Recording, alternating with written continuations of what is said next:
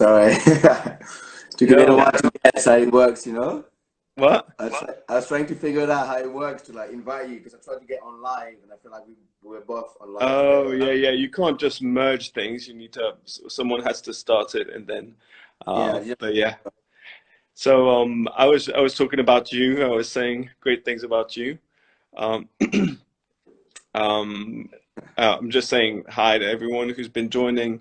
Um, Thank you for joining, of course. And just recapping that we'll be posting the full video later tomorrow or in the next few days as well. Hopefully the people from the team, hopefully Lauren is taping, recording right now because it's always a hassle to download the thing. You can't really download. And if anyone has Yes. questions, we can do a little. Say that again. No, it seems like we've lost it with Ruby, you know? You what? Oh yeah, yeah, yeah. That yeah, it's because of me actually, because I thought it was recording because I was using that an app, but it actually only records the image on the screen. Uh, yeah, But yeah. yeah, so it's but she's I mean the ones that the team people download they're fine. So yeah. So you're in Zurich Yeah, I'm there. I'm there. It's been, and man, you've it's been been like, I tattooing feel like I'm from Zurich now, you know? I feel like I'm from here now. Like, and all of the I've been here confinement over there. yeah, man, it's been super good. We came back to work on Monday, so now it's been like 3 days already, and it's been really good. Like I mean, you're Swiss, so you know what people like, how they take care of like things like here, you know. But yeah, I've been stuck here, you know. Like luckily, I've like Could my have been flight got worse. cancelled, and I could stay here, which is at the beginning was like, oh, it's a nightmare, but at the end it became a blessing, you know. Like it's I mean, yeah, now it's like, I mean, the summer's been already starting months ago. Uh, the situation's been handled super, super well here, and then yeah, we're back at work already. So, you know, even if we wear masks and everything, like it's. I was in the shop yesterday and I was looking around and I was like, it seems like nothing happened. Yeah, yeah. Seems like nothing. I was like watching Matt, watching Giorgio, Jordan. I was like Lloyd around. It was like it was. It seems like nothing ever happened. You know, the Totally. only difference that was in the shop is that everyone's wearing mask. That was the only Yeah, yeah, difference. yeah. But he felt so soon. He felt so soon in Zurich that we were able to work that it felt like nothing happened because I flew here. I think if I'm not wrong, it's like the 9th of March. So Right. I guessed it. I guessed here for 2 weeks. You know. And then the third week that I was putting appointments just in case, because I was like, oh, I might stay here, whatever, because of the situation, you know. Then I put appointments and I booked people, and then the situation happened, and we had to like lock down everything. And that time I was like, all right, cool. Then you know, like I think I might be stuck there. Then my flight got cancelled, and I was like, Right. fuck. Yeah, it got cancelled. So first, the thing is like, because my girlfriend was like, when they bring anyone in Switzerland, they were like, oh, it's Swiss Airways, whatever Swiss company that you fly with, you know, they're gonna handle super well, you know. But they sent me the message the day before my flight that it was cancelled, and I couldn't even see it. But then it was cancelled, and I was like, okay, cool, whatever. But then I was like, oh, I need to survive. How am I gonna do with money? So my worries came like big. Shit, I'm gonna have to find I'm gonna have to find a way to survive it. You know what I mean? To survive, to get money to pay my rent in London in a way. You Yeah, know. yeah. And I did this post. You probably saw. I did this post saying like, "Hey, I'm still taking appointments for the future date. Don't worry Hmm. about it. You know, sometimes it's gonna reopen. So we're gonna tattoo each. Like, I'm gonna tattoo you at some point." And then people, the feedback out of it was incredible. Like people were really understandable. They sent me so many like really good texts. Some people booked in, not even a question. Some people in America wanted to pay for the future tattoo. When I just Yeah, announced, yeah, yeah. I just Yeah, announced people have for been so supportive. I have to say, like, I don't know, supportive. I can't stress enough how how appreciative I am, and I think everyone is, of the the Yeah, support that clients and have been giving to the artists and the studios, and really it's incredible. been really amazing. I mean, I thought, I don't know, I didn't expect people to be that supportive. Like I thought, Yeah, yeah, I mean, I felt like, like everyone's kind of dealing with a crazy situation. Um, like, but people right. to come to go out of their way and say, like, look, like I got the same. I think, and in Zurich we got so many just appointment requests, and I mean, Yeah, just generally it's been really good that way.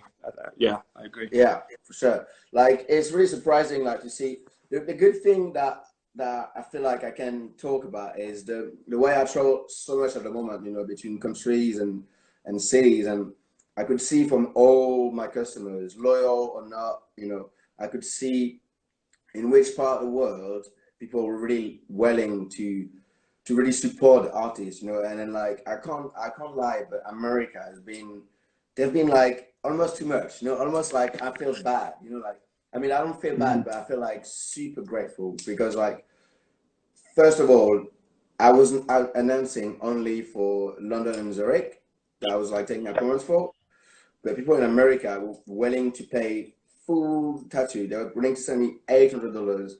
Thanks for the best customer that I had, like for real. But they were like, "Yeah, I'm gonna send you that money because next time you come, even if I came a few times in the last couple of years, like they were willing to send me money. And Yeah, yeah. most of them like were in the same situation. I mean, same situation like we are.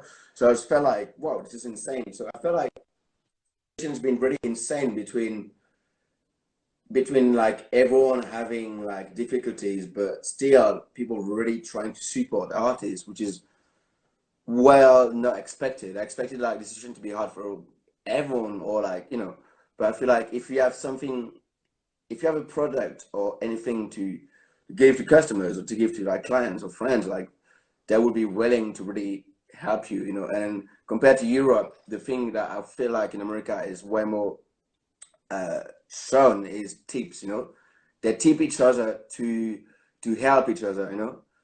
And they're really really willing to tip. They're really willing to help the artists because they really appreciate the work that they've been given.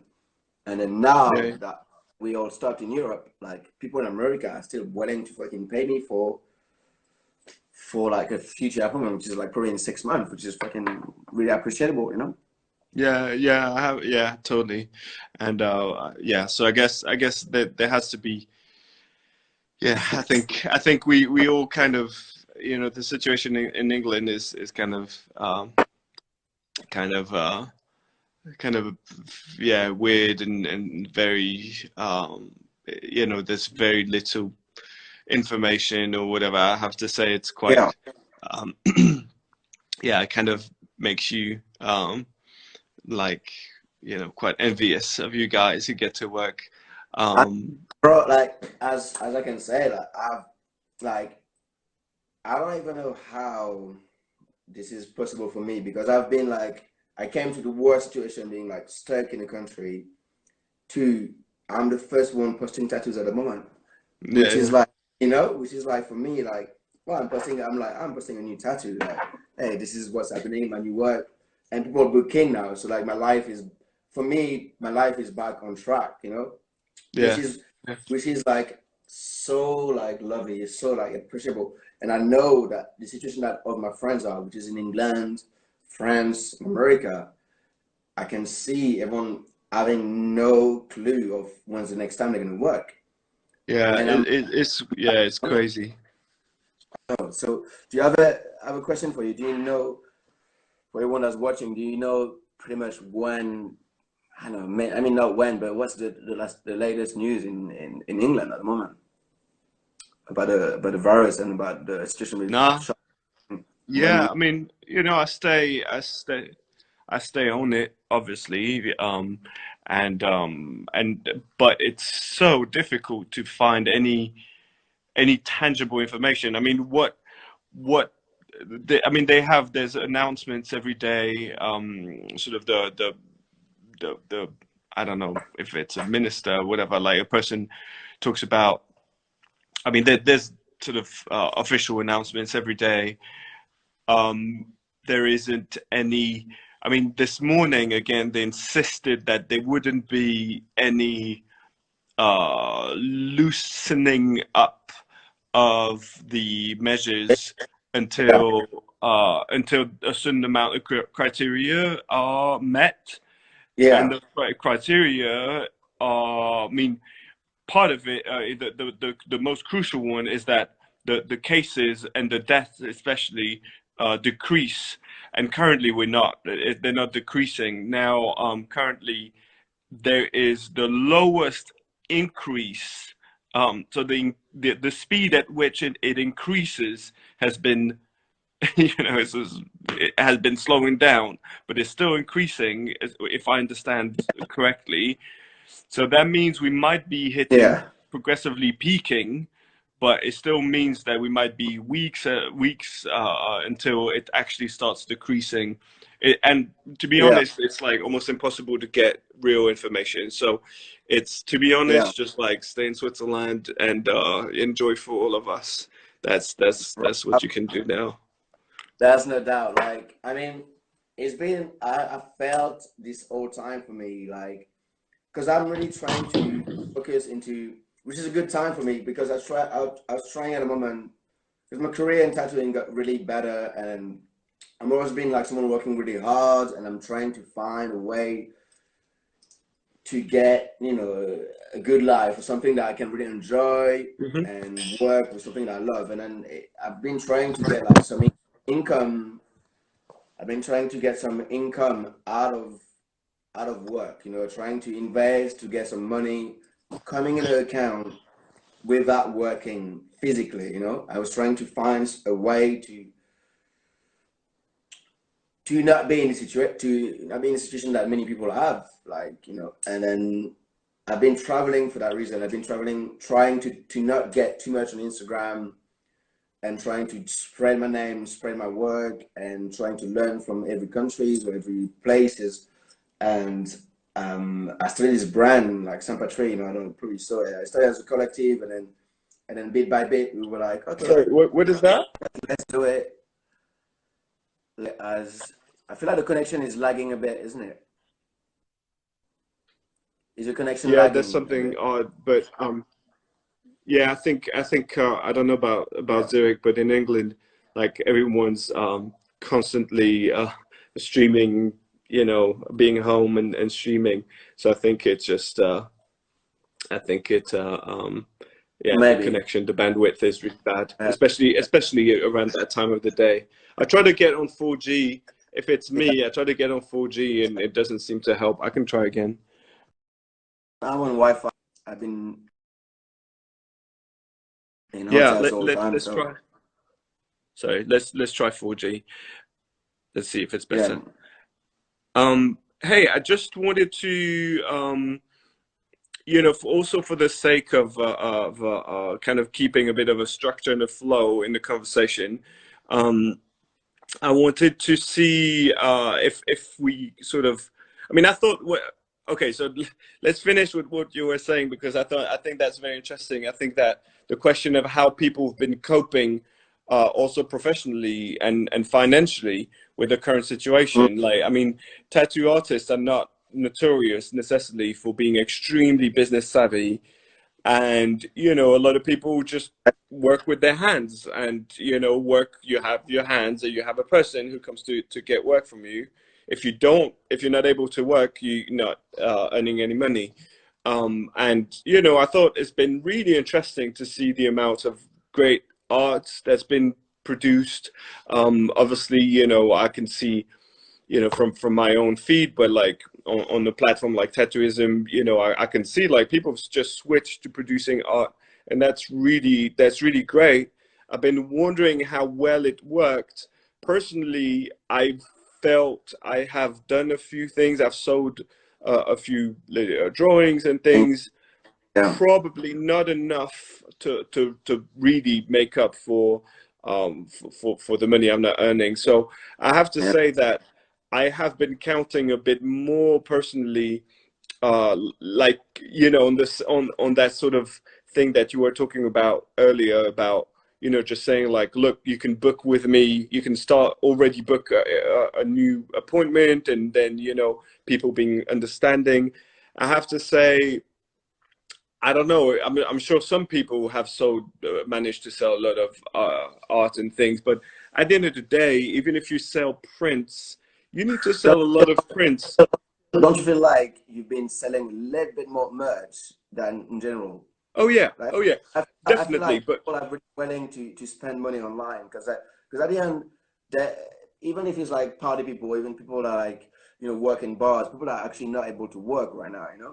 Because yeah, at the end of the day, I realized that freelancers, that there's a big group of freelancers, but most of them can work from home. So most of them being getting money, but not being able to enjoy the everyday life. And I feel like online people really buy a lot of merch. People buy a lot of merch.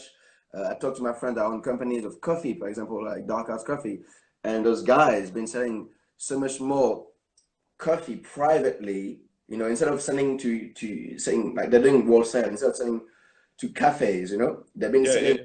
they've been selling a little bit more, a little bit less amount of coffee privately Right. because people can't go to cafes instead of like selling to big. And those people make more money now because it's less amount for more money. And I feel like a Totally. lot of people, like I feel like Soto as well is doing really well at the moment with a merch. And then I was wondering if you, because as I said, I started this brand San Patrino, and then we've been selling like crazy amount. And I talked to the guy that's doing it, the screen printer, because I'm in Switzerland, I don't take care of any stock, I don't take care of any actual product. So like Hmm. I'm designing stuff for the brand, and then he's screen printing and selling everything out. Hmm. But he's been really surprised and happily happily surprised. He's been happy about the amount of things that we've been selling as first Yeah. batch. And I feel like this crisis is really about what have you been doing to survive? Have you been working every day to be happy with what you got, or did you think about a future self trying to get some money out of your skills or whatever you can do? Like because Yeah. I've seen some people doing prints and doing arts, which I didn't focus on. I didn't even if I was doing some paintings and stuff or drawings. I did focus on what I could draw, which is way easier than what I tattoo, to Hmm. put on shirts, foulard, bandanas, and then these things been selling really well. So like, like in this live, I really want to talk about this situation that people should realize how to adapt themselves as Yeah. freelancers or But anyone but I just I to do just need to whatever they interrupt love. you here. I just need to interrupt because I need to mediate something that's going on in the comments. And Colin, who is claiming to have won the competition, and it needs to be publicly said that he did not, and that very clearly Mouse did. I From talked him out.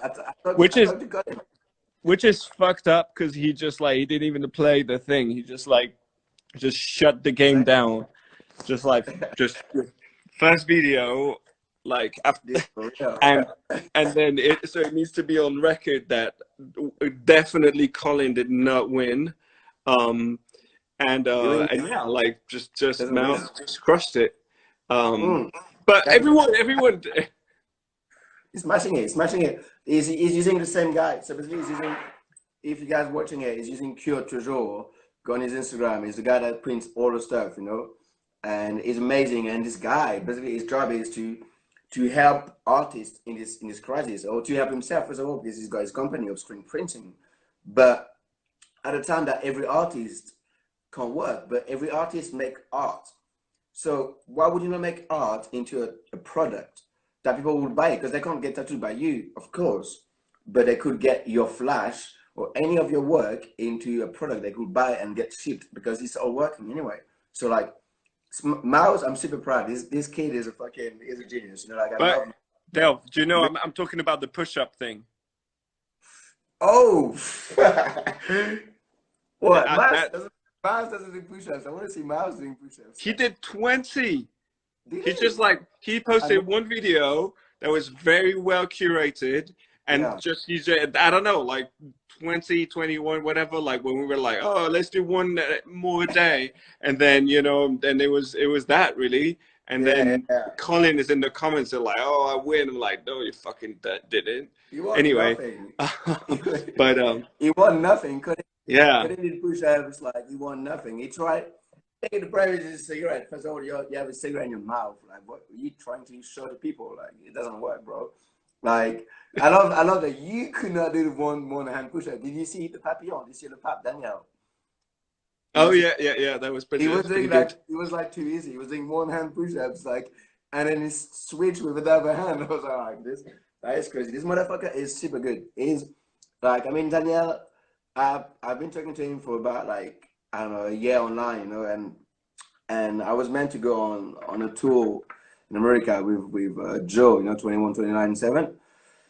And Joe one day called me and he was like, ah, yeah, this guy, Le Papillon, I don't know if you know this guy, but you want to go on tour with us? And I was like, what, you mean like Le Papillon? Like for me, it's been like an inspiration the whole time. Like I've been, as you know, my career so far has been really short, and then I've been trying to improve my style, and I got a lot of inspiring artists. So like Le Papillon was definitely someone I was looking up to, And then when he wanted to go on tour with us, I was like, this is really interesting. And going on tour with him, I realized he's a legend. Like he's got so many things. He's got so many things that's interesting than me. There's like 25, 26. So it's like, I mean, I'm 28, which is not that old, but looking up to someone that's younger than you and you think he's way older, it's like crazy. And then now I'm doing this kind of push-up stuff, and then the guy can do it even better. And I'm like, it's like, he's a dude. Like, it's really Yeah, interesting. I also want to be And on record. I just want to be yeah, on keep on record the keep saying on that record, keep you on record, guys, you because guys weight, you guys weight half of my weight, and I think there's something a bit unfair as well there. So I can yeah, probably but do it like up to 20, we- 20 like anyway. Um, but hey, let's. I just wanted to. I mean, it's cool to go with the flow as well, but like I wanted to. I just wanted to touch on one thing that I always thought was very interesting in your like sort of tying in a bit with the not really the question of like the sort of alternative businesses and stuff like that, because I think that'd be a great conversation to have, but like sure. but it's but I wanted to I think one thing that is very sort of interesting and compelling and really like inspiring as far as Mm. your world and your career is concerned is your you've been curating the French prison tattoos thing, and you have you've always kept like a thing a, of these sort of like folk an interest for like without getting what's the word without fetishizing too much the whole like oh ignorant or folk or whatever. Like sometimes I feel that it's easy to get into like yeah kind of fetishizing and being too obsessed or being like caught up in a sort of nostalgic thing, which is not what you Yeah. do, but you're also really serious about um all those historical references. I And yeah, I yeah, think so anyway, I just wanted to ask you how did you get into tattooing in the first place? What part of your work, of your sort of creative artistic world, is that side, the French prison tattoos, the French heritage, because obviously you're French, yeah, and which is a little bit known, especially in the French-speaking world, but not as known as obviously the Russian or American, of course, kind of that's a folk tattoos. point because in my opinion, like I mean, my opinion, everyone's focused a lot because it's been more Mediatized. mediatized Russian because there's books about it, and it was a lot. there's a lot about it, you know. Uh, and when I started getting tattooed, first of all, like in France, like when I was actually 17, like I was meant to be tattooed when I was 18, because my mom was like, you got to be 18 to get tattooed. But because I was in skateboarding industry, and then everyone like tattooed from home, and you know, like there's this guy called Manu Cheng that's like running the Supreme shop in Paris, you know. But he's actually from Bordeaux, and this guy was like fucking cool as fuck, you know, like he was looking nice, and I was like 16. And I just wanted a tattoo because he had a few at a time, and I felt like I want because he was one of his. I mean, I haven't seen him in probably 10, 14 years, you know, but at the time he's my friend, and I definitely wanted like you know something that I definitely wanted a tattoo. And he hooked me up with one of his friends that was tattooing at home, but she was like, she's still really good now, you know, like, I mean, not like on Instagram, whatever, like, you know, French people, whatever. Um, and yeah, so when I was about to get 18, like, she did my first tattoo, which was like a big ass cross. I can show people, big ass cross on my chest, on my torso, you know. And yeah, that was my first tattoo, you know. And then she did it, and then I had to lie to my mom, and I had to show her 2 weeks after that was my 18, but it was already healed. But she didn't know about tattooing, so I was like, yeah, cool, whatever. In this area of me, in this era of me getting tattooed, and I realized all the first tattoo that I got in my body were not ignorant like now the trend has been the last few years, but like I've been tattooed now that I'm 28, I've been tattooed since I'm 17, so it's like, you know, like, yeah, probably like 10 years and not less. And what the fuck, I can't do math. What is it, like 17 to, yes, 11 years, exactly.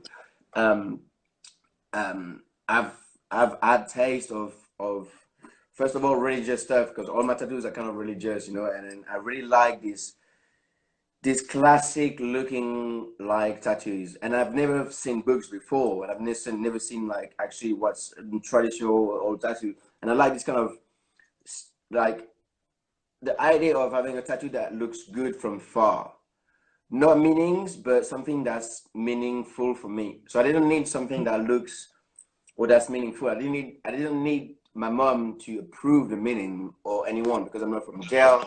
I don't have these risky things that are like political, pushing tattoos that are really political, really that have a big meaning. Like I felt like my tattoos, I just need them to be aesthetic, you know. I just need Hmm. them to be to look good. And then I feel like more and more I was getting tattooed. Then I was in the skateboard industry, and then I felt like my tattoos needed to just mean something for me. And then Hmm. start tattooing, you know, way later. And I met Russell and Steve Denouet that works now for Bleu, and they introduced me to this French prison book, you know.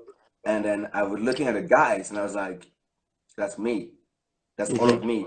But like when I was doing this 6 months apprenticeship, you know, that was not long at all, but that teach me a lot of things. I was tattooing from home, and and and I was trying really to get good at tattooing in a way. I was really into it because I was tattooed before I was tattooing. I was really covered of tattoos already, so I was looking to get really into the industry. And I met Simon Earl that you probably heard. I mean, I'm sure you heard of Simon Earl, and he was a friend of this guy that does coffee, Dark Arts, you know, and he agreed to help me to get into tattooing.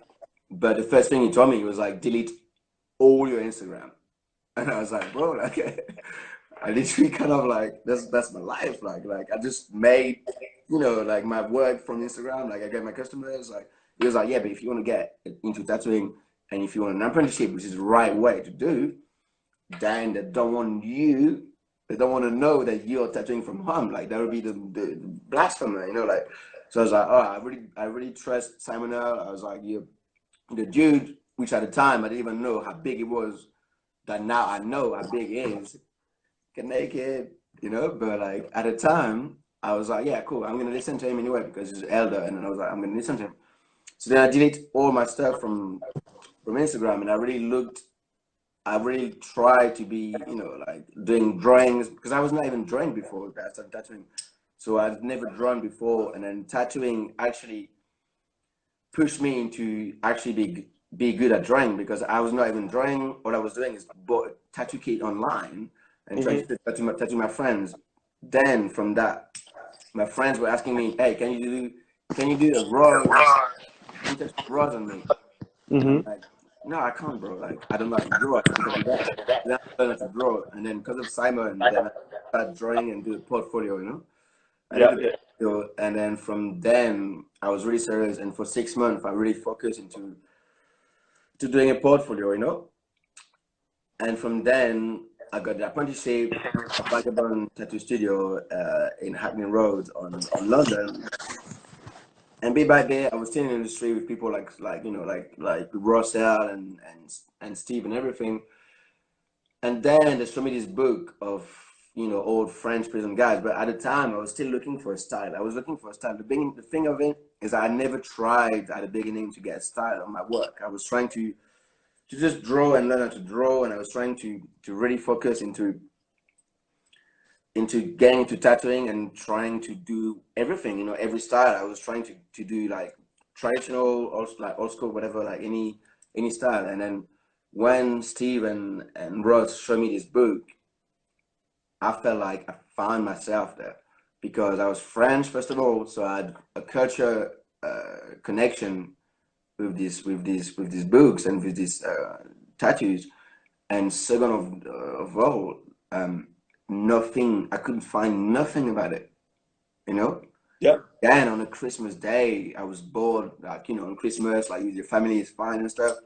Then I got this book that I bought for myself, and I studied this page like French Prison Tattoo for the sake of it because on Instagram there's nothing. There was nothing about French Prison Tattoos, and I just felt like, hey, I'm going to share to the world, but it was not serious. It was just Did like. you ever connect? Who is it? Is it Michael de Poissy or who I did tried to connect him. So after I started this page, like Priem Tattoo, you know, messaged me to stay in my house to come to London and do some tattoos. And I was like, bro, I don't even know you. Like I'm talking to you on Instagram. You want to come to my house? It's crazy.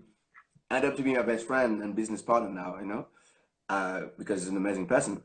But yeah, he definitely helped me because he knew the culture because he's French and he's yeah, yeah. for me. But For he me, did those books, didn't he?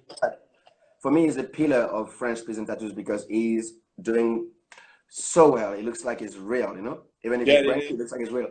And of course, he knew about Michael de Poissy. And then a bit after that, actually, Michael de Poissy started in this page, French Tattoo Museum, which is kind of funny because he started just after I did the page. I mean, just after 6 months or like way after that I did the page, that you helped us actually to promote. You know, like once you realize that French Prison was cool, you're like, oh, you messaged me. It was really nice, you know, and that definitely helped. You know, tattooing definitely helped to push up this page. And Michael de Poissy is not even one, is the biggest collectioner of French heritage of tattooing, Yeah, you yeah, know. yeah.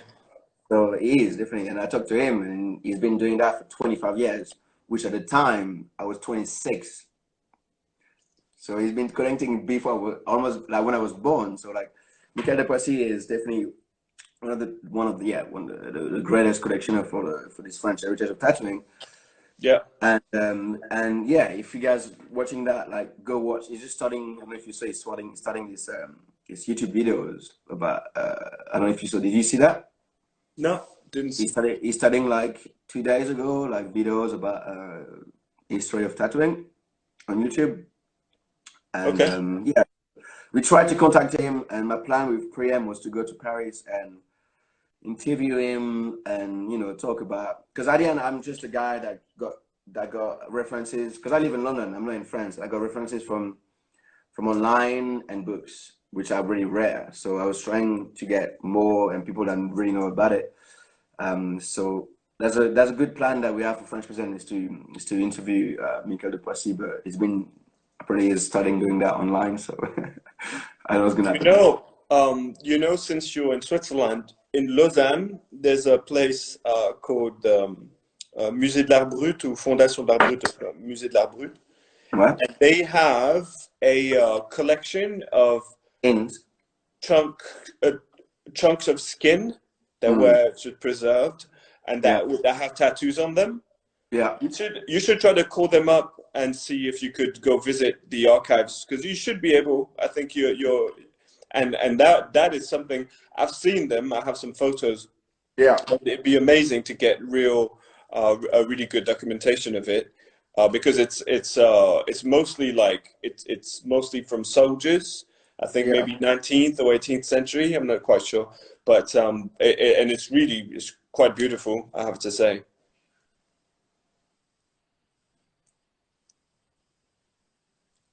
Yeah, I've seen some pictures because it's been documented a lot, which is the thing with French prison things. It's like it's so rare, which is for me became straight a click in my brain, in my head. It was like, how how is it possible that the this massive heritage of tattooing in France, it's never been, not as a trend, but kind of, like never Yeah, been such documented, but some people know about it.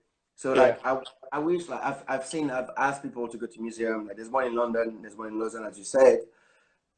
There's one in Poland as well, actually, which is interesting. like kind of the same, and I've got people that went there and took pictures for me. And there's a new exhibition that happened in Lyon or Toulouse, if I'm not wrong, like last year.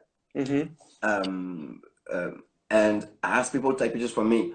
But the thing is, this is only pictures, Yeah, and there's so many pictures you can post about. But the good things as Russian prison tattoos, it's about the meaning. Because French tattoos have meanings, but they're way, for me, man, in my opinion, they're way more public. They're way more interesting because it's comic, it's erotic, it's personal. It's not just politic and so crude like Russians. I think French tattoos really have a meaning that still people ask me on the Instagram page like, hey, what does this mean? I'm like, what does a sun means? A sun is it's a new day, it's the end of the day, it's a reborn, it's like it's logic. Like French prison tattoos have it's ignorant tattoos. They yeah, but they, they it's show much what they more. mean. They show what they And mean. and you know what? There's something that I find quite interesting as well.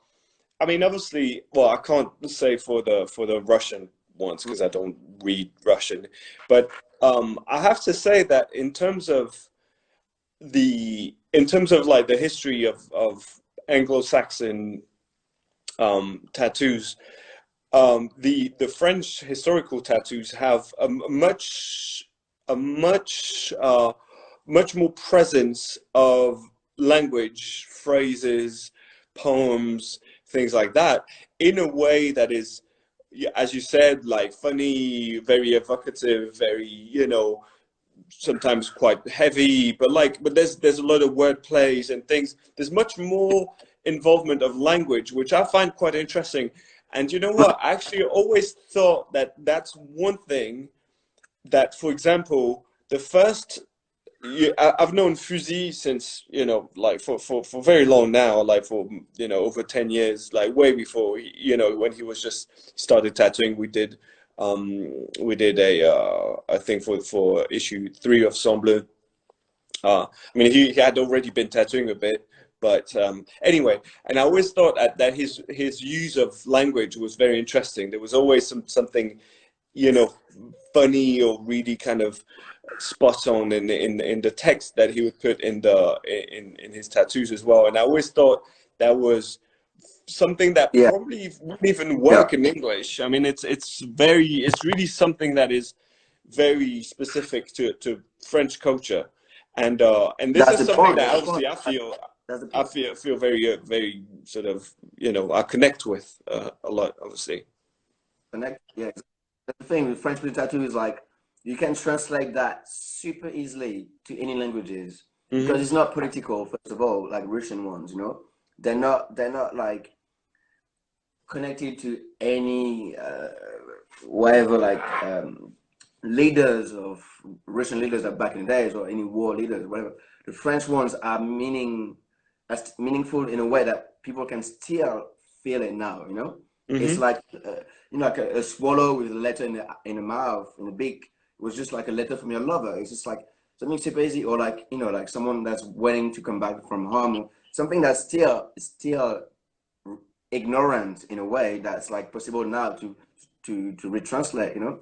This is why I think the French prison tattoo, when I said the page, got a big influence on what people do now, because it just shows some people that didn't know about tattooing and start making them feel like they could do it.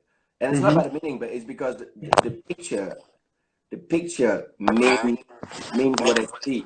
Yeah. The picture Yeah. means what they see, you know? Yeah. And I feel like it's way more, it's what people want to know. Like, people always want to know what the tattoo means, what the tattoo, no, you know? And I feel like this French prison tattoos means what you see, you Yeah. know? And it talks Yeah. to people way better, you know, way better. Yeah, In yeah, my yeah. opinion. I mean, except for the word plays that are very specific to French language. But I agree, and I think in some ways, do you know, it's really interesting as well. I remember talking with Tintin actually about whether when he started tattooing in the 80s, there was any presence of awareness of that kind of heritage. And I can't, I'm not going to try and quote him because I don't remember clearly enough. But if I'm not mistaken, what he was saying is that at the time, it was a kind of, it was a revival in the sense that they were getting tattoos like from American culture, but there was no awareness or like near, like a lot of the things we're talking about actually were 19th or early 20th century, and Yeah, they did disappear at some point. It was not a continuous they did uh, complete. tradition in the way, and this is where there's something also quite different in America and in Russia, because in both cases it's a continuous history, and yeah, like historical tattoos have continued and been, you know, passed down and been adapted, but Mm, there wasn't an actual sort of jump. There wasn't a void in yeah, the middle, whereas exactly a gap. Whereas yeah, in France, there definitely was that kind of gap. And but it's interesting because I feel that maybe for this reason as well, and with today, like what you described about your, you know, your desire to find something also that you could connect with. of course. I think that in many ways, and I identify with that not as a French person, but as a Swiss person, in the sense that I grew up around American influenced or Anglo-Saxon tattoos, and I Yeah, had a fascination for tattoos, but I didn't culturally identify with those. And yeah, I looked for, which is the reason why I started doing engravings and looking mm, for, you know, abstract, like more, you know, things that were related to graphic design or things yeah, that just belong to the culture that I grew up in. And yeah, uh, uh, and I think that it's a really interesting time in the evolution of tattoo culture, generally speaking, because I feel that there's enough maturity now in each place. I mean, tattooing has been uh, present worldwide for long enough, and it's been and there's a critical mass in many countries that allow, even in China. I thought yeah, it's so interesting, like, as you can see in China, artists who are working really hard to connect the tattoos they do with Chinese, you know, Chinese arts and Chinese painting and stuff like that. And Chinese is obviously very different from Japanese. You know, it's like there are yeah, some influences. Or of course. if you see the Koreans who do amazing sort of neo-traditional Japanese, They do everything. um, They do everything. Koreans do yeah, everything. but they Great. inject Korean elements in there. And Yeah, this is something that I find particularly interesting, as I feel we've been going through, you know, maybe 20 years now, especially with internet, 20 yeah, years of that sort of instant you know, it seems that everything's globalized. Culture is globalized immediately, Mm. and is going to be completely flattened. And actually, I feel that now that has passed that excitement of having access to everything, people need to reconnect to the reality of their lives, of That's it. their Yeah, their own context, and what is exactly. Exactly. relevant, not online on their Instagram page where there's all nationalities, but as a Exactly. tattoo that you have, you go out on the street and there's the people who are just like local people, the people you hang out with, whatever, you share something that is local, Yeah. and you need, and the tattoo industry, the tattoo community, the tattoo culture is sort of working at articulating those two things, the fact that it is a globalized culture, but also that needs to be relevant to individuals, Yeah. you know, that don't, you know, that are not tattoo geeks, that are just, you know, Yeah. everyday Exactly. people who want Someone something that relates to, and which is, and back to what you were saying about also how supportive the Americans, a lot of Americans were, you know, you were saying that early on. Yeah. I think Yeah. that But it, that's it. what is interesting is that when you do sort of traditional tattoo styles, they are vernacular, they are local to America for the most part. So Yeah. Yeah. so you Yeah. have, in as long as you are in America, you have these two levels. You have the fact that it is tattooing, you know, as a globalized culture, but it also is very specifically American to a large extent, which Yeah. is something that you find maybe to a slightly lesser level, but still we find in England a lot. And Mm. then you would find probably in Japan with Japanese tattooing or like traditional Japanese. But in a lot of other countries, if you do even the most beautiful, you know, more traditional style tattoo, Japanese, American, whatever, then it's not relevant to the local culture. It's relevant to globalized tattoo culture, and Yeah. I find that very interesting because that's the process I went through, and it's very interesting to see you go through that with French, with more specifically French. So where do you think, how far do you think this can go? Because what I find interesting as well is when I see the kind of work that is being done in France today.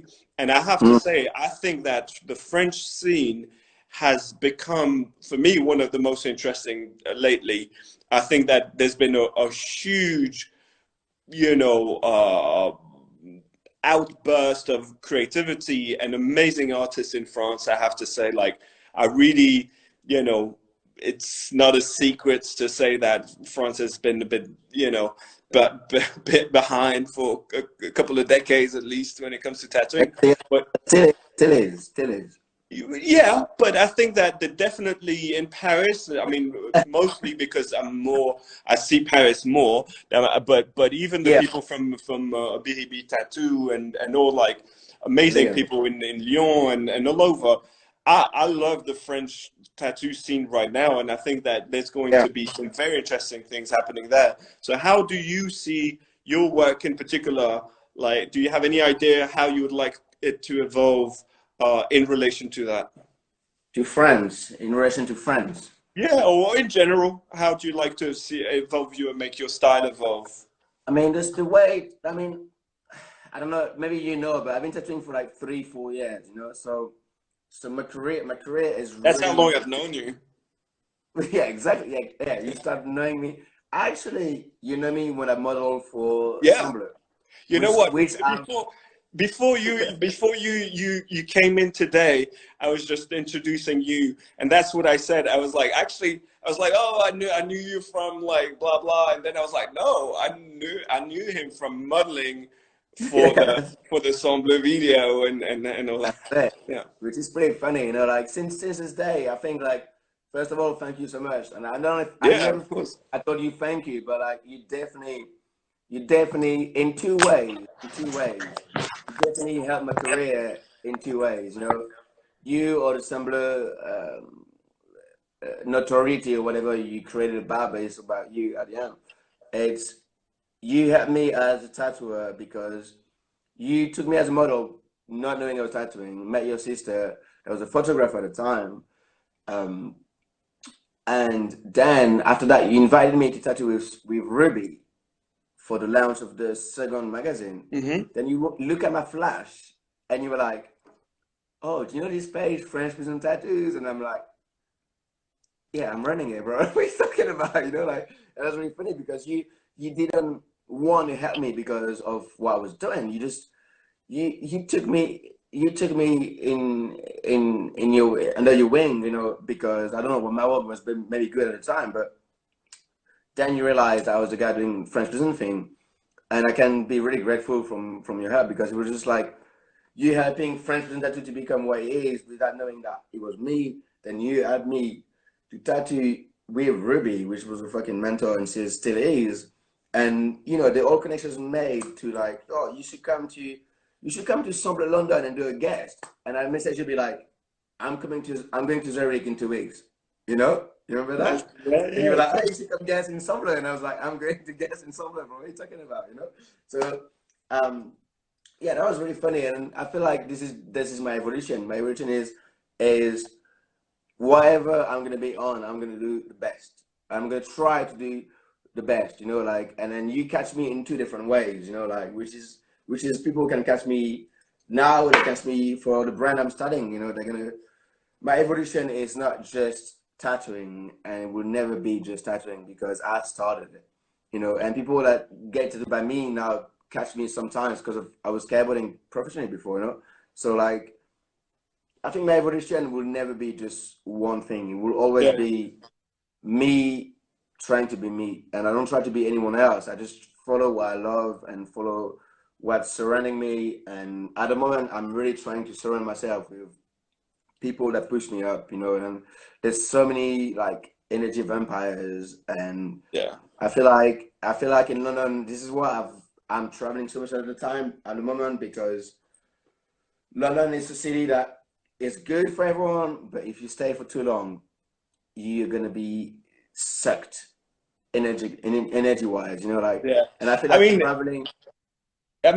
sorry to interrupt. The lag in the connection is a bit frustrating, but with London, what I realize is that there's only two kinds of people. There's the people who were born in London, like like my dear friend Liam or whatever. Like those people are specially made for London, and then there's anyone else. If you're not born and raised in London, I don't agree. There's three types, okay, three okay. types What's of the people, third one? which is the three types of people in general. Is three types of Uh-huh. people. It's the people that are leaders to to to to reproduce as best as I can, and it's the third type, the followers that will follow anything you show them, you know, they will just follow it. And I think there's a three type of people. And in London is the people that really can create because London is such a crazy place of like. All right, I'm gonna finish that, and I'm gonna go pick up it quickly for like a minute. And the third type is yeah, the people that follow. Can I stop that and then go Yeah, quickly? yeah, yeah. Go on, Can go you on. can you entertain the people for 5 minutes? Yeah, yeah. Go If we on, man. lose, if we lose viewers, it's your fault. Go I'll ahead. be back I know in a it's. sec. Okay, so I'm going to read the comments and address like if there's anything interesting. Um, so shout out to Amuse. I hope you're well. Just going from the bottom. Thank you for everyone who's tuned in. Probably a lot of people already tuned out. How do you believe that tattoos can enhance people's psychological well-being? That's a really good question, actually. I'm just going to like I mean, so obviously a little bit out of the current conversation, but I don't think that I think that actual well-being, psychological well-being, is not something that something external can help. That one thing can help, but external things such as tattooing can be a sort of a stepping stone or a component in a recipe or in a general sort of toolbox. It's like, you know, it's like tattooing. Yeah, maybe that's the comparison. Like, it's a tool, and then once you have the tool, then you need to use it. Hey, welcome back. I'm just going to finish what I'm saying. I'm trying to respond to the almost last comment. Comments, yeah. If tattoos can help with psychological well-being, I think you can, in the sense that tattooing, just like other things, are tools that can help you adjust your relation to the environment, because you're altering the way you look, because you're altering certain things. But it can also do the opposite. So it's not, you know, it's not a secret formula. It's a tool, and with a hammer you can break stuff, or you can build, you know, houses, and you can do amazing things. So I think you have to look at tattoos just like as a tool with many others, from like, you know, just go learn, you know, do you know, improv courses or whatever, like things, anything that can make you feel that you're closer to how you are, how you perceive yourself, anything that helps you express your identity, can be used as a, you know, for your well-being and psychological well-being. But it's important to not rely only on things like this, because because it can be an illusion, and it can be something that you get caught up in, etc. Anyway, back to the conversation. We were talking about, yeah, I just wanted to also say real quick, for you know, I have any um, questions? Oh, I just wanted to say real quick, and I appreciate, you know, I'm really, all I want is to, you know, help people. It's the best thing for me to hear that, you know, I've helped yeah, people moving that, which is the questions I have for you. Like, I mean, let you finish. yeah. And I want to say as well, like, yeah, like there's many ways I meet a ton of people all the time, and you know, I connected, you know, there was something, you know, in the way you looked and how you came across, your drawings were cool, etc. But I think that quickly, when I realized that you were doing all those things beyond purely tattooing, then there's also something that is a bit special for me, in the sense that, you know, I have the utmost respect for my, you know, my friends, amazing artists who just do one thing, etc.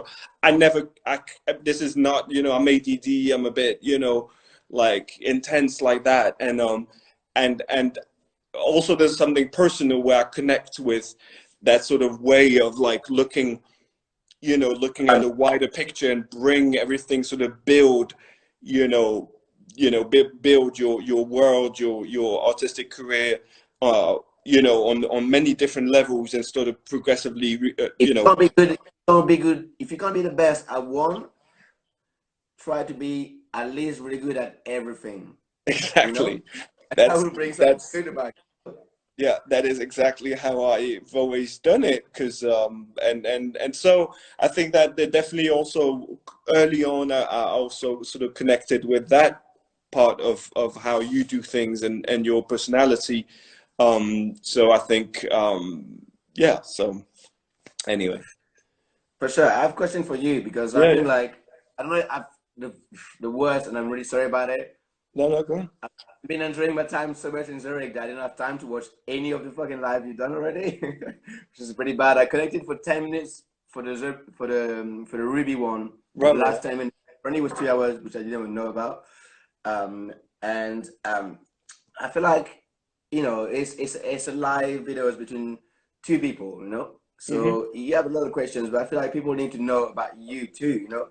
And you know, even if we work together, we don't actually really spend time like we do now together. And then I have a lot of questions like first of all, like you're really busy. Clearly, you have a lot of things in your hands, and the most remarkable things for me that really respect you the most out of all your skills is to be a great dad, a great dad because you really put your children and wife and family on the line on social media. So you're really connected to them, but at the same time, you have so many companies and things that you take care of. So my question would be, my question would be, how do you keep up with all these things? How do you keep up, you know, like spending time with the family and at the same time taking care of 3 studios plus a publishing company and like not what's your trick, but I know clearly I know what I'm doing is I enjoy every minute of everything I do, but clearly you have more things. So like question, it would be like a general global question is how for the viewers, you know, how do you take care of all these things at the same time? Like it's crazy. Yeah. Yeah, so I mean, yeah, I'm happy to try and answer because I've been trying to answer it for myself for a long time, forever, and that's just. But I would say that the best answer I can give is that to me, all of those things are not different. They're all part of one thing, which is an extension Right. of my vision. And what Yeah. happens is that, if you're gonna do a tattoo, you're gonna do something else, whatever. Like if you were not yourself, but like someone's gonna perform one task. Actually, any task is broken down in a sequence or a certain amount of things that will happen either in parallel or in sequence, one after the other. If you're cooking or whatever, just think that, but on a much bigger scale. But at the end of the day, Smaller. I had it smaller for me because like how can you put it in one day? There's 24 hours. You need sleep. You need sleep in these 24 hours. You need sleep. But you seems to be like every hour is counted in your schedule to be like, okay, one kid. You have 3 kids. Maybe not all of the viewers know this, but you have 3 kids. So, you know, like you can't take care of the 3 kids on the same time. It's impossible. So you have to take care of each education because of different age, even if you have twins, but still different age. And you have a wife, and you need to keep your wife happy. Everyone knows they need to keep your wife happy. Plus all the rest on the side. Like, you know, you can put that on a schedule, but it seems for me like what you're doing, and I really want to say to you, like it's impressive and you're an example. Like for me, it's like you're an example in sort of like being able because I say to my girlfriend and a lot of my family or friends, I'm like I'm trying first to focus on my career, you know, to because I need the free time that I have right now. We have not having kids, and not having you know, I mean, I have a girlfriend I love the most, but I still, it's easy because she's really part of my life, of professional life. But you know, like but you need, you really seems to care about everyone, and even on my birthday, I don't even know because I never told you my birthday. You message me privately, you know, which is insane. Like, you know, like you have this maybe it's your talent, maybe it's your secret weapon, whatever. But you seem to really being able to take care of every little details so well, super well. And then I yeah, give you thank you. Yeah, you have to think as well. So I want to also take the opportunity. It's there's a few things that are very important for me to say here. Like, first of all, uh, I need to, it's because of how things have been built up. I am to some extent the face or like of certain things that I do, etc. But that's just because of historically how. But if you take the volume, the quantity of things that need to be performed for everything to work, I don't do all of this. Like as you said, we all have 24 hours in our days. Um, I use my time extremely efficiently. Yes, and I'm extremely structured, but extremely efficient, but extremely but efficiently. You smashing it, dude. Like, but nonetheless, I have to say, like, yeah, there is hundreds. Like, there's if you take my day, you take all the people who work with me on those projects, including yourself. I don't do this. Like, we all collectively doing it. Yeah. I'm merely you know, a conductor in an orchestra, but at this point I'm not even performing the instruments myself, or like for the most part, or In sticks, and you like, this is what's happening, guys, and no one exactly, knows what's and be happening, like, but okay, now, you know, now this and now that, you know, a little bit more of this, a little bit more of that. that's But fair. occasionally I'll take, you know, the cello to be like, oh, it must sound a bit more like this, or you know, the percussions, oh, you know, try to do the beat like this or whatever, like hit a bit harder there. But there's still a lot of people, so I have to say, like, Yeah. without, you know, without the amazing people in the teams, without you know, the partners, without Manuela, who was in the comments a bit earlier, you know, in LA, without Dave and Lloyd in Zurich, without Danny in London, without you know, even my older partners like Diego Emmanuel. in LA. Diego and Soto in LA. Don't forget those Well, boys. Diego and Soto in LA. well, yeah, no, of course. I Yeah. think it's very important to say that, you know, there is one thing that I've done, and this is something where it's important as well, and it ties in a bit with the conversation of like diversifying and how we do things in the tattoo world. Uh, uh, what I set up is, at the end of the day, inspired by just what is normal, what is doing business, but not business in the sense like of financial, like you know, of doing business to make money, but what is to construct a business project, what being an entrepreneur is about. That you learn, that some people learn in schools and just go out and like start some random, you know, little companies just to make some money or whatever. I didn't do that. I started with the things that I loved, but then I realized that if I wanted to make it grow to the point where I wanted to be, I Yeah. had to teach myself a certain amount of things, to be able to then create a structure that can support, because in the tattoo world there's such a you know, in French you say un culte de la personnalité, you know, there's that idea that you have the artist and there's almost nothing else, even the studios are kind of in the background, etc. um, Mm. and so this is also very specific to arts. This is very specific to the, you know, in the art, in arts there's that idea of the artist and everything's, which is, it, for the most part, completely hypocritical. Because if you take, you know, musicians, if you take even visual artists, they have a ton of people, you know, but the gallerists, the, you know, they're often in the background, you know. And anyway, there's a bit of a mystique around that idea, but really, in the tattoo world, it's pretty much true. There's pretty much, you know, the artists do everything, and I just Mm. try to step out of this thing. I was okay with stepping out of that sort of format slightly, which Yeah. but at the end of the day, I didn't reinvent the wheel or whatever. Like or I did actually. I did just reinvent the wheel because I just applied things that exist in any other kind of field of entrepreneurship. Would you And say you have something? Would you say you have something more special than some people? I mean, I would know you have it, but would you? Could you say it, or like, could you? Do you realize there's something more special in a way that you can really take care of everything with a logical way, not only money, but yes, logical way of your family because and I have friends? a plan, because I have, and I always had a plan, or not always, but that is also one thing. I started tattooing in my late 20s.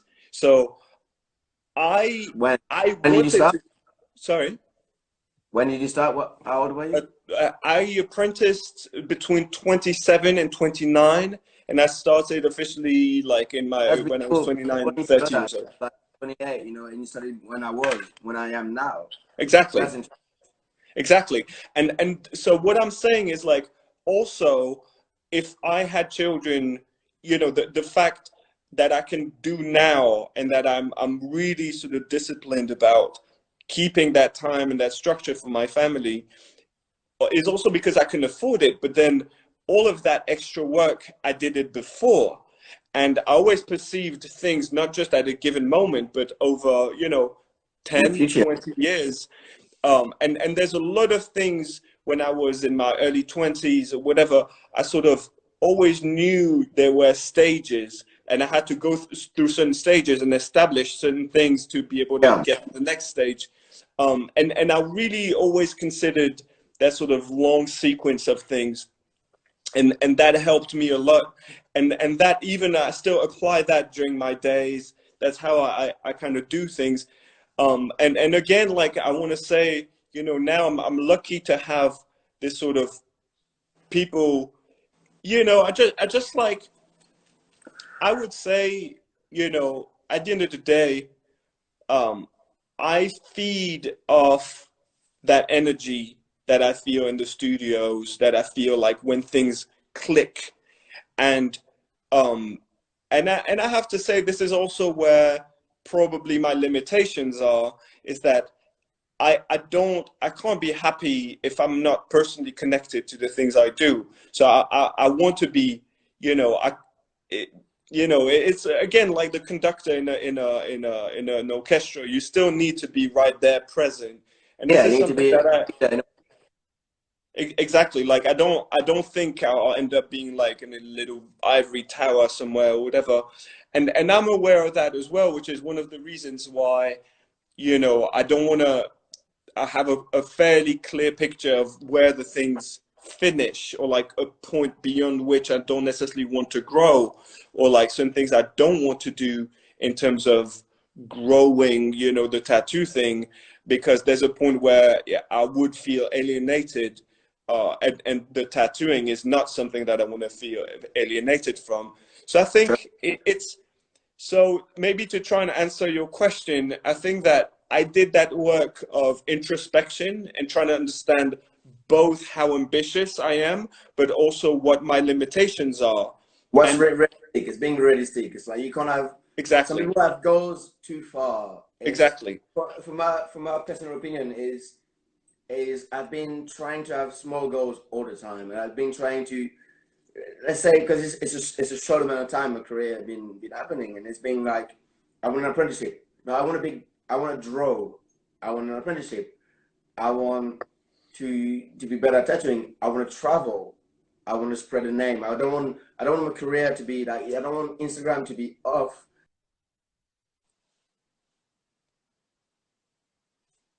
Um, I wanted to really be out there and show people and learn from people, you know, like, so I wanted set small goals. If I have an advice for people, it's like small goals is the best. Like, don't go too far. Don't dream to be a millionaire. Dream to the thing that's in front of you, and you think you can reach it. Try to reach it. You know, like, Yeah, I don't try yeah. to reach too far, and you neither, I guess. You know. Yeah, 100%. And what happens is, like, life is long, you know. I feel that one thing that I had is that when I was a kid, you know, young kid, there were, you know, a lot of things that, you know, I felt were not right about the life, you know, that I lived, and there were a lot of things. And then when I reached even my early teens, like when I reached 12, 14 years old, I already felt that I had lived so much, because I had, you know, I remember from a very young age being like, no, it's gonna pass. And then Yeah. looking back and be like, at the time I wasn't happy, and now I'm happy. And try to understand how I got from one to the other, but Yeah. also try to feel that time and the amount of things that can be done in time. And there's another thing as well, like, it's not a realization, but the thing I was, so the other day, literally, but you know, a month ago, before confinement, I was walking down to the train station to go to the tattoo studio, and I was Yeah. listening to, I don't know, I was listening to Drake or some things, you know, and someone talking about, you know, like being a multimillionaire and be like, you know, living in a huge mansion. and Yeah. and then, you know, of course there's like something amazing about that, and, you know, you're dreaming, and I Yeah. caught myself being like, you know, it'd be amazing to be a millionaire, like to live Yeah. in Drake's, you know, amazing house or whatever. And then, you know, all of a sudden I was like, why am I saying this? You know, I was just It says walking. in your head. You have earphones. It says in your head. Yeah, and I was just walking to the train, and yeah, like of course I'm not in a Rolls Royce being driven by someone, but I was like, I actually asked myself, I was like, is there any single thing, a single thing right now that I would change if I could? Is there one interference in my happiness right now, or That would. tomorrow, or in the foreseeable future? No, there is not a single interference in my happiness right Ever. now or in my future. That, you know, it can be, of course, but Yeah. but and you know what? I was like, Because you're happy. yeah, Because you're like happy. I don't need anything else, but I didn't always have that. I worked You my work. ass off to get there, You work but I your ass off. also knew what I needed to be happy. And Yeah. I looked inside of myself and I was like, what do I need? Yeah. What do Now, I what want? the thing that you need now is how can I be happier?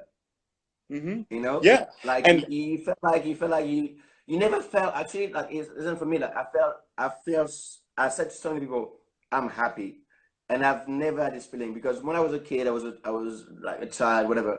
People would take care of me, you know. And there's this moment of your life when you're a kid, and then you boom, you're an adult. Then you go to a certain routine, a type of life. Then you're like, okay, I'm working, and you surround with people in the same environment, you know, and you can see people being complaining, being really not like, you know, satisfied by what I have.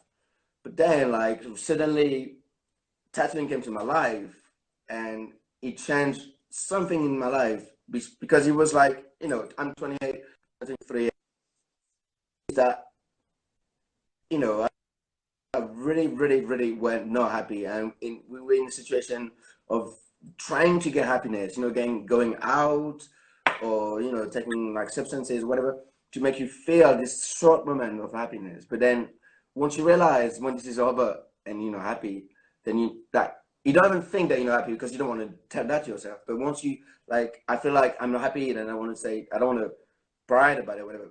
But when you feel like you're happy, you know, like fortunately like me and you, when you're happy and you know, and you're like, it feels insane to think like I'm happy. Right now I was stuck in Switzerland. But the thing is that I'm happy, and then I turned the situation to be stuck in Switzerland to a way that I found myself.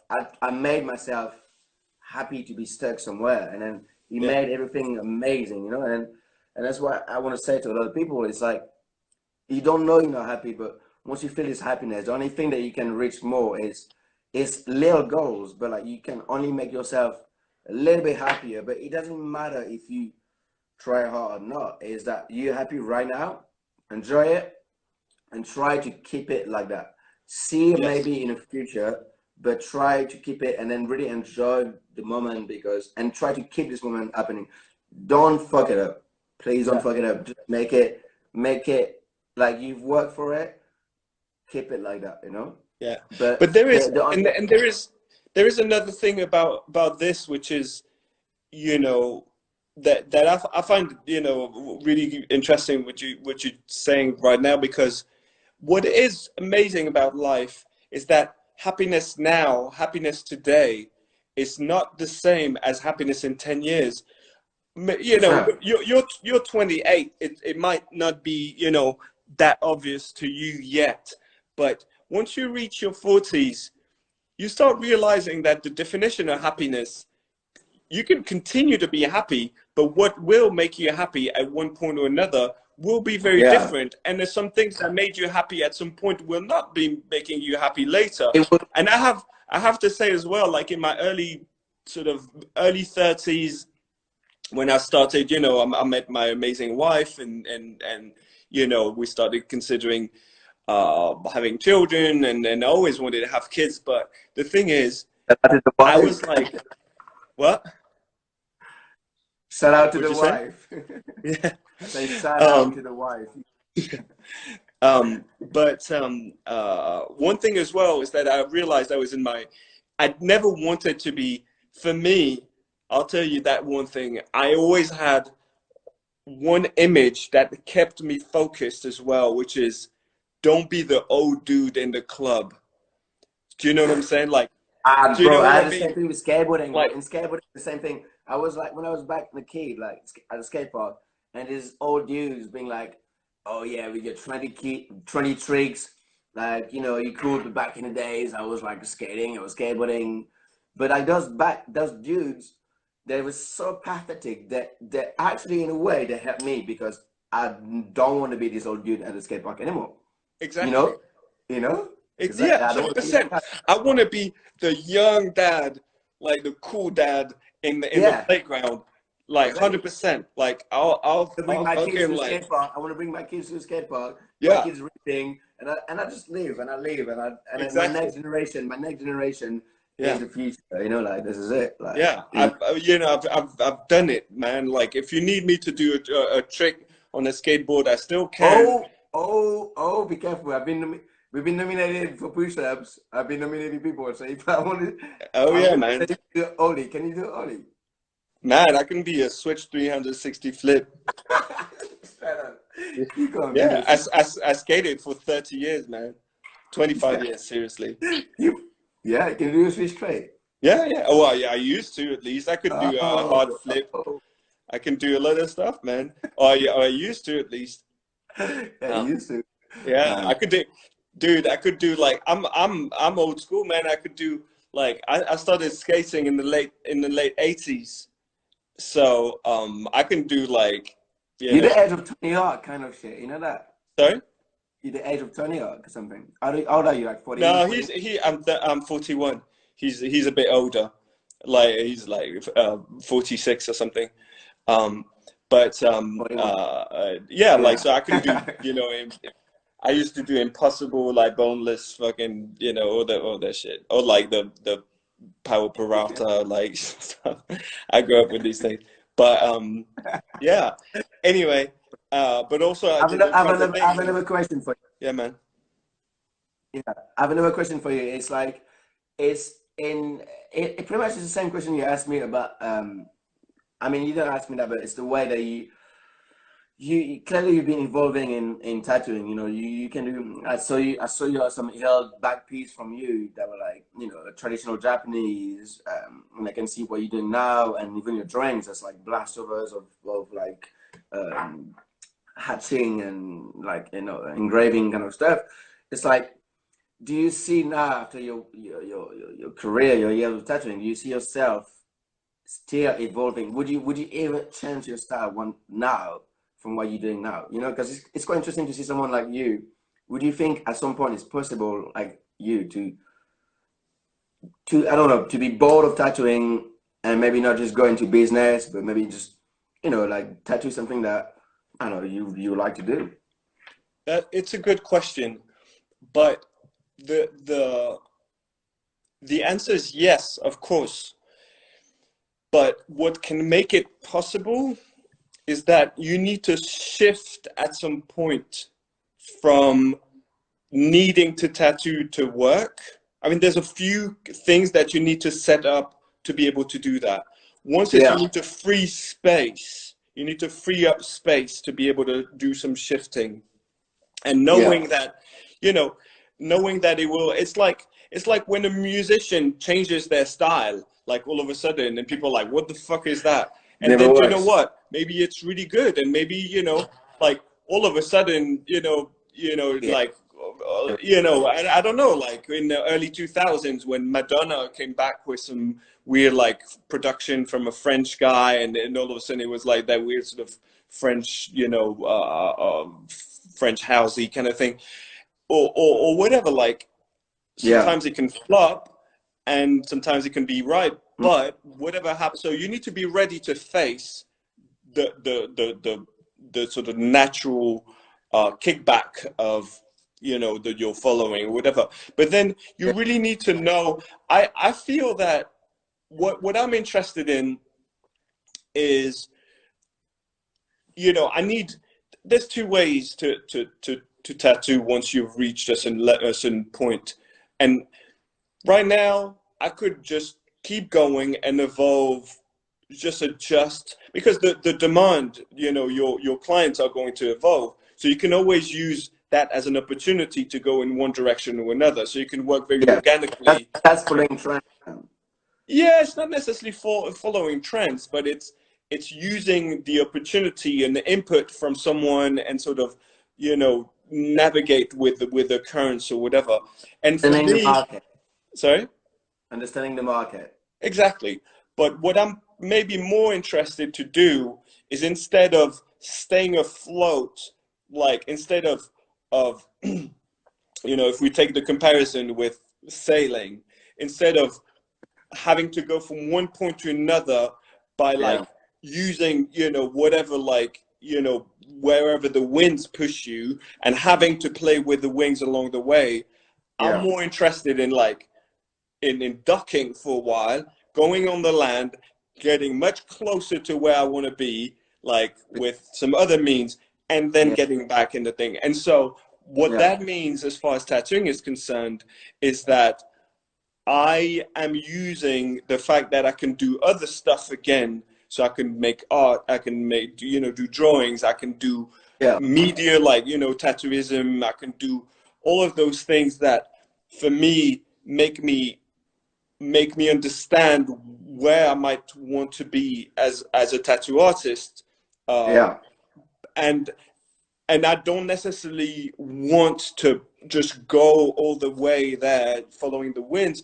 Also because I can afford to, I have some, I can afford to not go to work necessarily absolutely every day and things like that, which means that I can take a moment to rethink how I approach things. And it's a matter of time. Like, for example, last summer, I took almost 2 months completely off to work on some art. And for like yeah, 6 months, I was working like 6 days a week, almost 5, 6 days a week nonstop, because we, moving, and we needed, some cash for to pay for family stuff.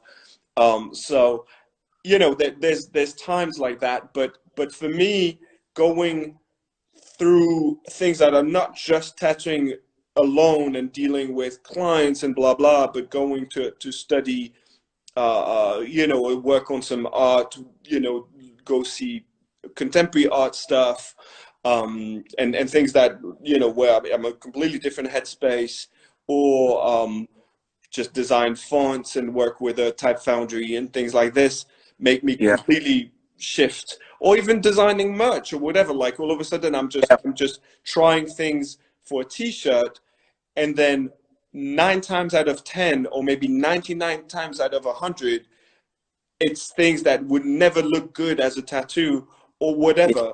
But like all of us, it looked rad on a t-shirt, but it would never look good yeah, as a tattoo. But you know what? All of a sudden, there's that one thing, and I'm like, oh, that's tattooable. That's pretty cool. Like, yeah. how do you know what I That's mean? But that's but for that one thing that could be a cool tattoo, I need to spend 5 hours, 10 hours, 20 hours designing stuff for a t-shirt. If I'm tattooing every day, I don't have these hours. Do you know what I yeah. mean? So I No, you need to don't. make time for that. And Yeah, luckily, at this point, I can make time like this. So, yeah, or even, I designed the watches and worked with Hublot on things like this. To me, and that's also coming back to your question about how can I do all those things. Like, for me, all of those things, I just like, where I'm getting at now in my creative process is that I have this kind of, set of things I do all of the time. I do a bit of drawing. I'm on my computer. I'm playing around, like designing, magazines, or designing merch, or designing tattoos. But in a very literal way, like I use Illustrator, for example, the software. I use Illustrator for everything. So yeah, while I'm doing one design or one thing, a sculpture or anything or whatever, like all of a sudden something will pop up, then I'm like, oh, that's a cool tattoo. That's a cool t-shirt. That's cool for this. That's cool for that. And I will separate it. So I have this continuous creative process, and then I have different outputs. I have these different places where I can use this or that, and then all of a sudden, um, I will isolate an element that I have identified for one or another output. Do you see what I'm saying? Yeah, of course, absolutely. Like it's about adapting yourself to like it's about at the end it's really general, but it's about what you love, you know. It's easy to say because sometimes I feel like people can say, oh, anyone can do anything or anything, but like I feel like it's about in a kind of industry that we are, it's about and the way as the moment that you kind of succeed or you feel like you're going the right path, it's about really following what you love and it's gonna in a way as Yes. long as you put your heart into it and then you know like it's gonna work in a way. I feel like maybe it works for me and I don't know I want to say is what you have to do, but I feel like if you really for yourself and you want to do good on this, it's gonna work. Like in London, for example, really show me that like you can do what the fuck you want, you can do whatever you want in London. Is a city that will provide income to you if you do it well. Like you know, Yes. I came to learn just to travel. I came to learn to stay for like a month, and that's been 8 years. You know, so I feel like if you just like if I decide to do sushi now, really good sushi, I'm decided to do really sushi, really good sushi. I don't even like sushi, you know. But if I want to do sushi now and I do really well, I will make money out of it. I will Yes. have a good life because if I love it, if I do it really well, you know, it will work. And it's really interesting because I'm reading this book actually. I don't know if you read about it, like this rich dad, poor dad. Okay. Yeah, I know about it. Yeah. He's a funny guy. He's a weird, like he's Hawaiian origin. I think he's Japanese Hawaiian guy from Hawaii, but more of all like American. And he really tried to explain to people how to invest their money, how to make money, you know. And it tells you and everyone like his experiences are like you know real estate, investing in small companies and like small stocks, whatever. But at the end, he always break these, and he's like, invest in what you love, Yes, because and you it's can't, because you cannot lose if you can't you lose. if You if can't, if you do what you love. But I would say, and sadly, also have to say I'm gonna have to go to bed soon because the kids get up early. But uh, it's yeah, what is crucial, you need to go for what you love, but you need to understand what you love, and it's easier said than done. You need to really know yourself, or learn to know yourself, get to know yourself, and get to know what you love, what makes you happy. That that thing about happiness, it's a big word, but at the end of the day, that's what it's about. And but the thing is that how do you know?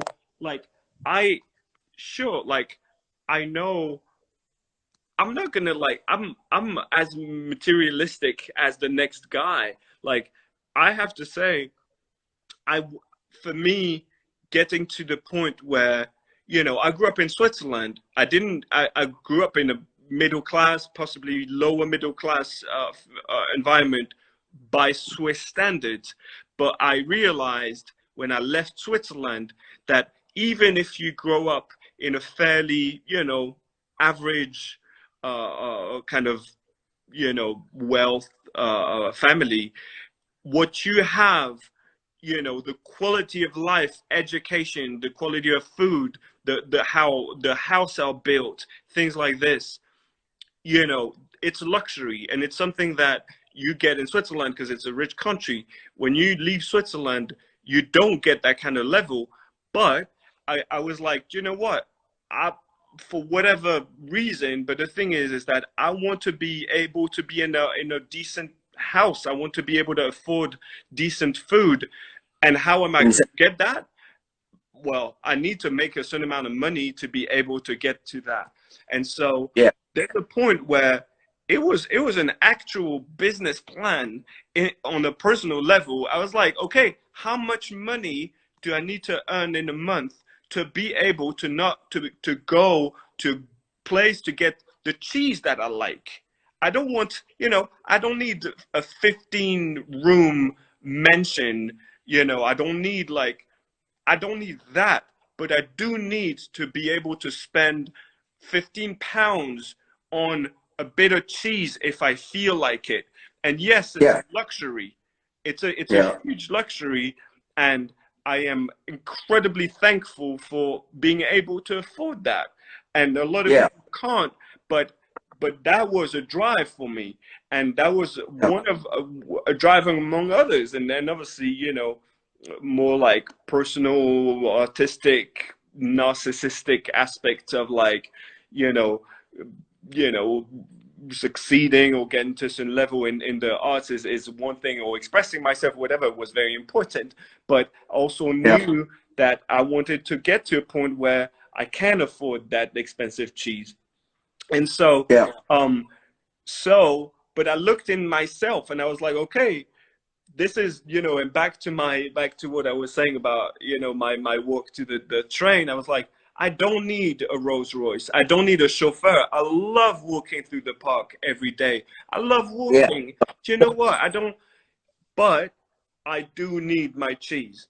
Oh, I do need, I do That's a need, no. That's a no. I do need whatever else, of certain things like that. And so, by knowing myself and reminding myself of that, it is something that helps me to know what to work towards. Like, I don't own a house. This is my next goal. Like, I don't need 50 rooms, but I grew up, I want a house that my kids can grow up in and be like, that's our house. That's the house we grew Yeah. up in. And and I love that idea, and I never felt I needed that until recently. And I might not need like 50, or more like pairs of trainers now, but I do need a house. And so I think that, being okay even as an artist, because I found out, or at least the way I grew up, there was a bit of a stigma, Yeah. in Europe, my environment. There was always a bit that stigma, like, oh, you're an artist, blah blah, like the idea of being a sellout, and the idea of you shouldn't be thinking about money, you shouldn't be thinking about those things. And I have to say that first it was, hip hop that kind of helped me understand that you can be, incredibly creative and still be, working hard, and also focusing on the business side of things. And then, but then tattooing, even, as a tattooist, you have to be like, you're the person who makes the money as well. No one's going out to sell your stuff. You have to be able to sell yourself. And I think this was really pivotal for me, because there's no other way, because that is how you do as a tattoo artist. And Yeah. there's no two ways around it. There's not even, and there's no taboo around, making, just earning a living. It's like a craft in that sense.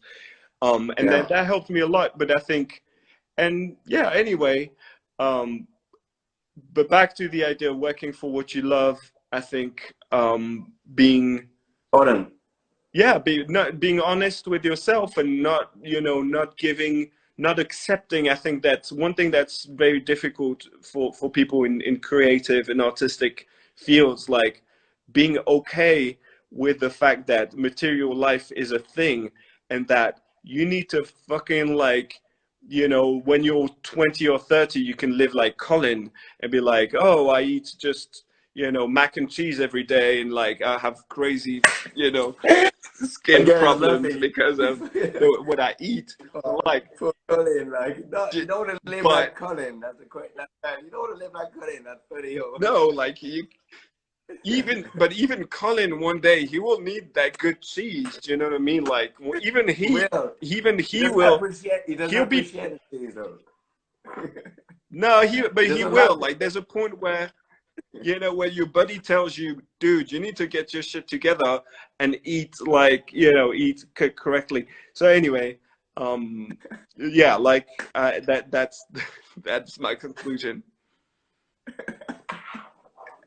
Shout out, Colin. Colin, if you're here, we love you anyway. Don't Yeah, worry, man. he just commented. One day you understand.